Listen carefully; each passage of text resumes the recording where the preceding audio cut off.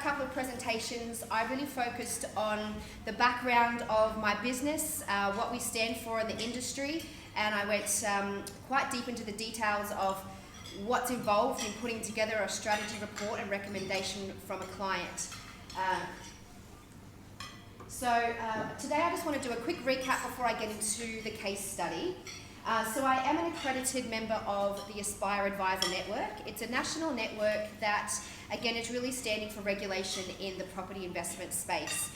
So it's very important that, I guess the point of difference is that advisors we are held to a very high standard of licensing, accreditation, values and morals, in that we always act for the client. We have no conflict of interest. So we are never acting on behalf of the vendor, which in the real estate space is the way that it works. In property investment, it's important that I step into the shoes of what the buyer needs, the investor needs, and that's always the point that I'm working with. So I'm focusing on their goals, circumstance, their financial position, what they're wanting to achieve, and then we work together on a strategy, and then I will do my research and implementation of that strategy and work with the investor, always with the aim for them to have the best outcome possible.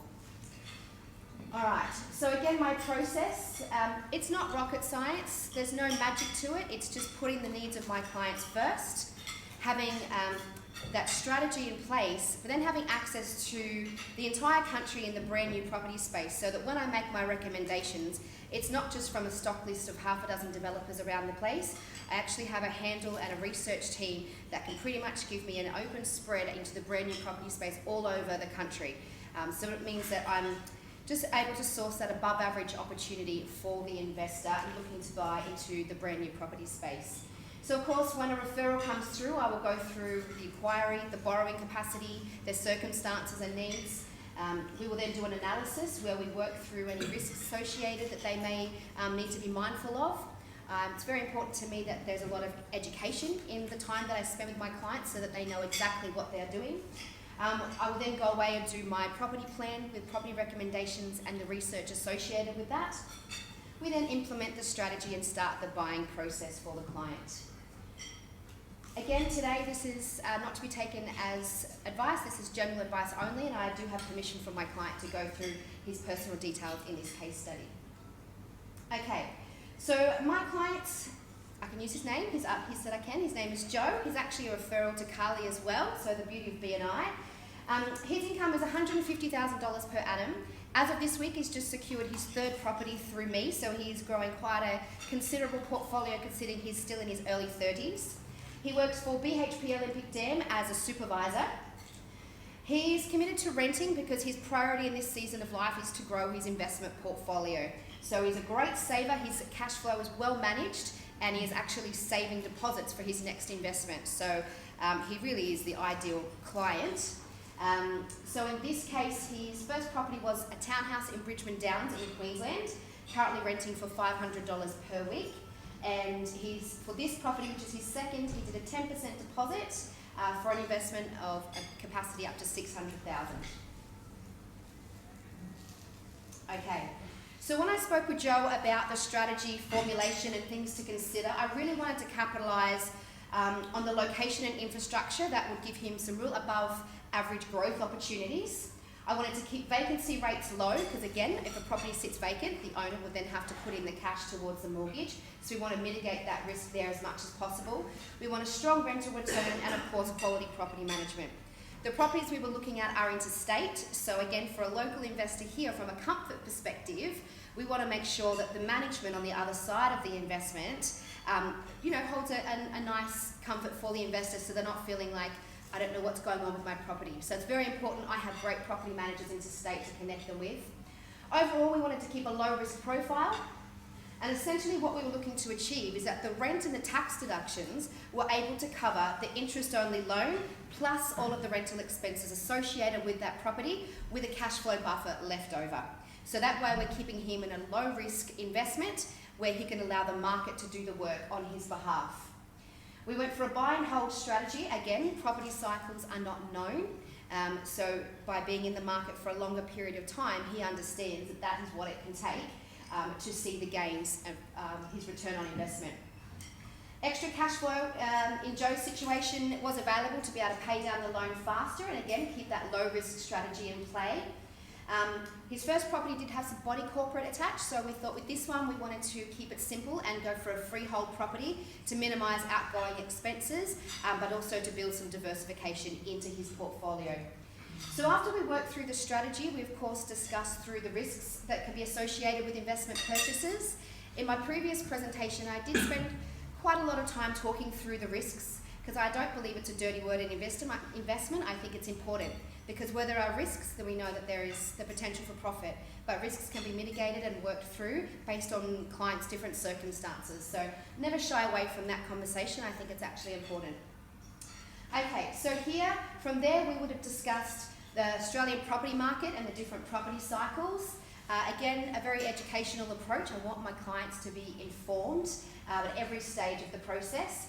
We would have discussed the Brisbane and Sunshine Coast growth corridor, which I'm going to just give you a few insights into the Sunshine Coast in a minute. It's one of my, it's a growth region that really gets me excited in the opportunity.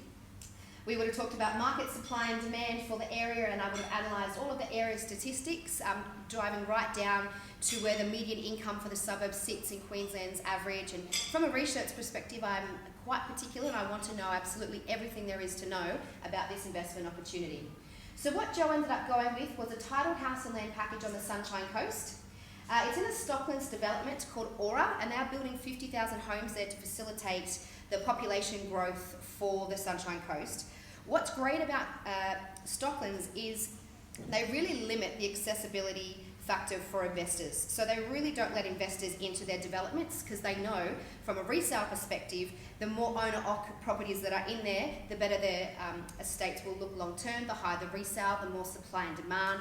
The investors that are in there will drive up the rents, which will drive up the median price, which then has an effect on capital growth. So from an economic perspective, I really like Stocklands developments because it just, again, keeps that risk profile low for the client and protects their long-term investment. Being a house and land property, there are 2 contracts. What that means is that the client only pays stamp duty on the value of the land, not the whole transaction. So in Joe's case, that actually saves him around $8,500 in stamp duty. So again, just another tax strategy that we can implement to the cash flow. You're still with me? Good, okay. Sunshine Coast. I love this region. And I'm just going to sort of shout out a few different things that's going on. Aside from being beautiful Australian coastline, they are looking at turning the domestic airport into an international airport, spending $400 million. They've just finished building the world's 6th largest teaching hospital university, and that's part of the Kawana Health Precinct. Of that, they've spent $400 billion. They're expecting that to turn over. They are redoing the Caloundra and the Maroochydore Town Centre. So from a lifestyle, desirability, restaurants, cafes, infrastructure, having a refresh in those 2 major towns, and the Sunshine Coast is fantastic. They're widening the Bruce Highway, which is what connects you through to Brisbane. They're putting an underground broadband cable, which is going to connect all the way through Asia with opportunities of trade there. There is just so much going on. We're seeing such increases in population numbers of people relocating to the Sunshine Coast. Key businesses moving from Brisbane to put their head office, like Yui, is now on the Sunshine Coast because they understand the lifestyle desirability factor for their staff as well. It's just a fantastic region. We're seeing it's well above the median income for Queensland. Rental returns are very strong at over 5.5%.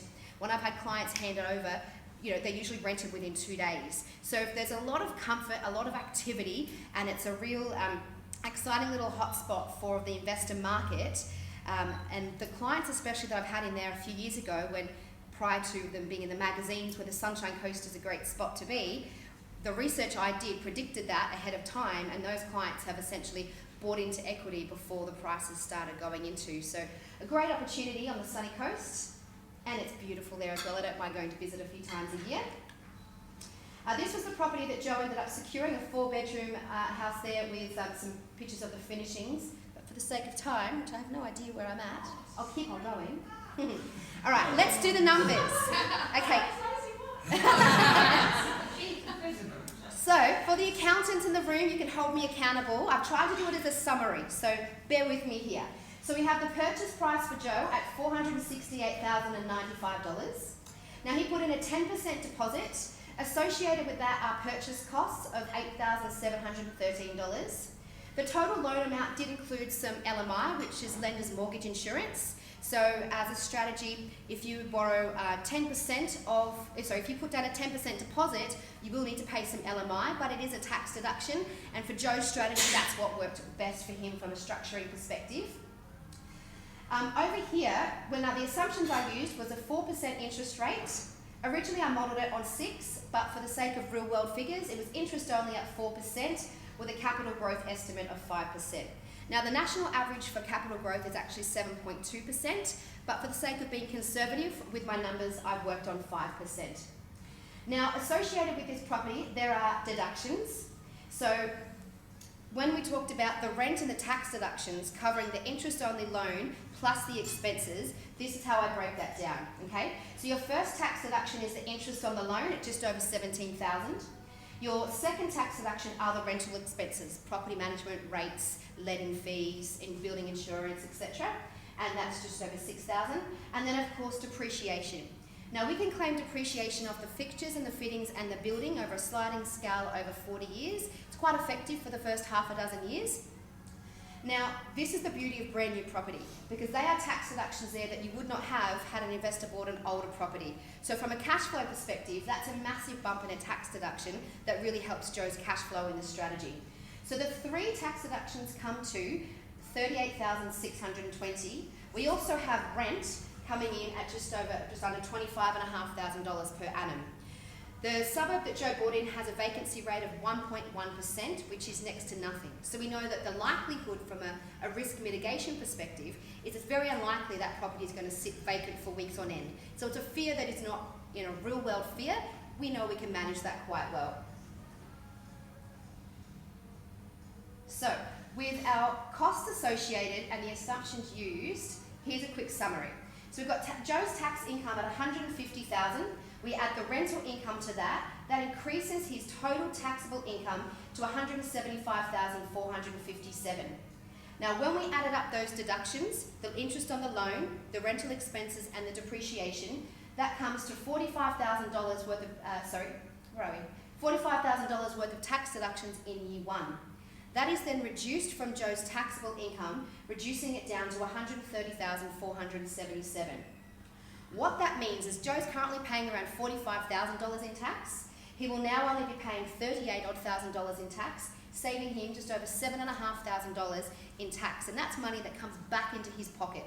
Whether that comes back into his pocket in his pay cycle or once a year, that is money that he can offset the debt of this property. So over here, we've got the rent that we just talked about and the tax credits.